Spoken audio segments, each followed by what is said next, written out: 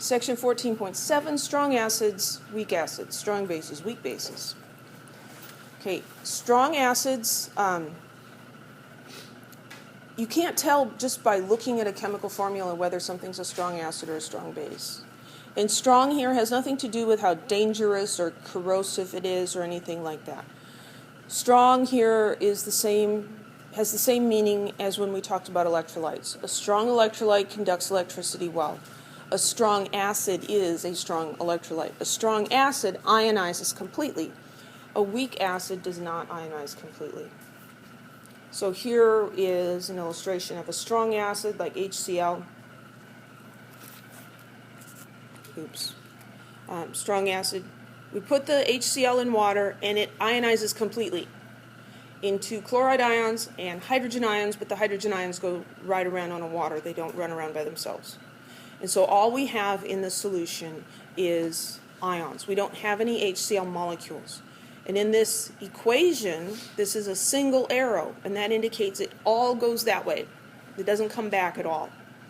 If we look at the concentration, a 1 molar HCl solution, because it ionizes completely, the hydrogen ion concentration will equal 1 molar. It'll be the same.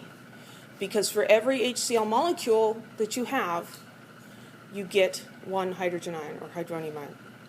And when we put brackets around a formula, that means the molar concentration of whatever that is. So strong acids are strong electrolytes.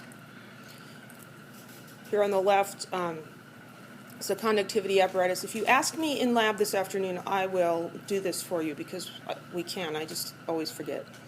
So here's a light bulb, and this is 2 electrodes held in a solution of pure water, and these are going to an electrical outlet. You put it in water, nothing happens. Now, if you throw some HCl in there, the light bulb goes on.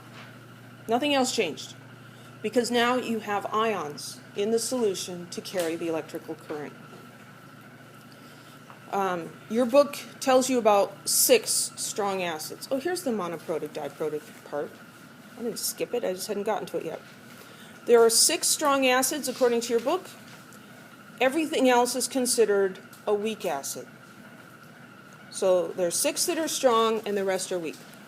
If you need this information on the final, I'll give it to you, the list, okay? So you don't have to memorize this. And I kind of alluded to this earlier. Monoprotic means 1 ionizable proton. And so when we look at these guys, we can tell by the number of hydrogens that are listed first. These are all 1. H2SO4 is diprotic.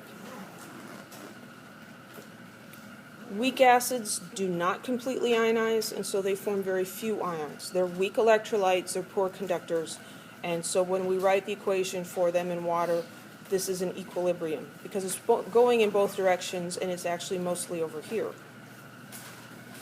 Here's HF in water, and we see that there are a lot of molecules and very few ions. Conductivity, it'll make the light bulb glow, but the glow is weak.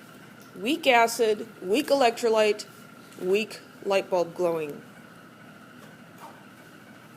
There are lots of weak acids. All but those 6 are weak acids.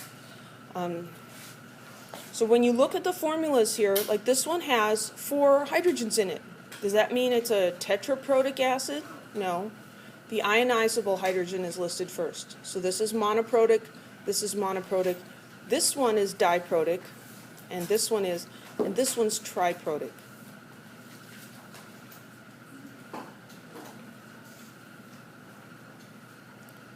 So looking at this picture, which one is a weak acid? A, B, or C?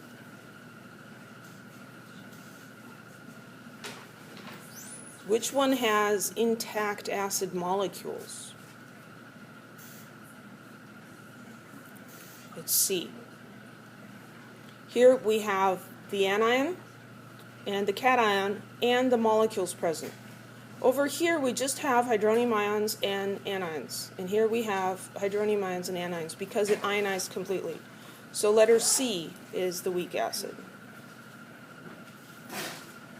And we'll have to finish this one later.